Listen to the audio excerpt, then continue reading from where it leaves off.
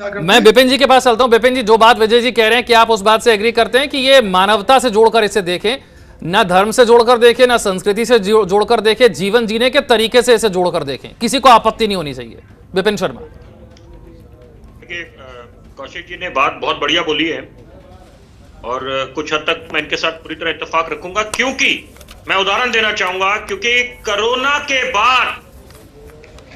के बाद माना हम लोगों ने क्या सीख ली। अगर हम देशवासियों की बात करें, हिंदुस्तानियों की बात करें, हमने बोला अब सबसे पहले मानवता सर्वोपरि, मानवता ही सबसे बड़ा धर्म है कि कैसे जान मान बचानी है।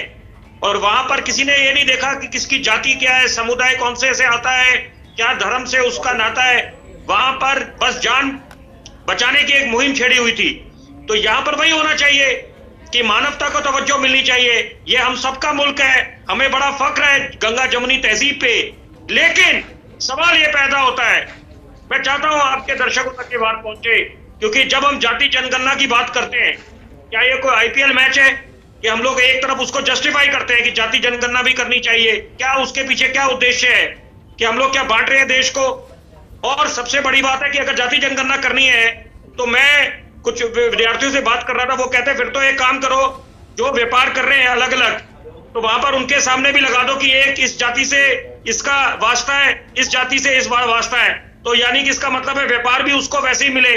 तो ये इन चीजों से अब ऊपर उठना पड़ेगा। मुझे लगता है वक्त आ गया है और मैं चाहता हूं कि ये एक अहम बात भी जाए आगे कि अगर हम एक योगी सरकार की बात करें, उन्होंने एक बड़ी अभूतपूर्व पहल करी थी कि यहाँ पर कि मदरसों को हाईटेक करा जाए। एक हाथ में कुरान, एक हाथ में कंप्यूटर, कितनी अच्छी बात है। और भले ही हम 21वीं सदी में रह रहे हैं, देखिए दोनों अपनी अपनी बातें हैं। धार्मिक आस्था जो हमारे प्राचीन सभ्यता है,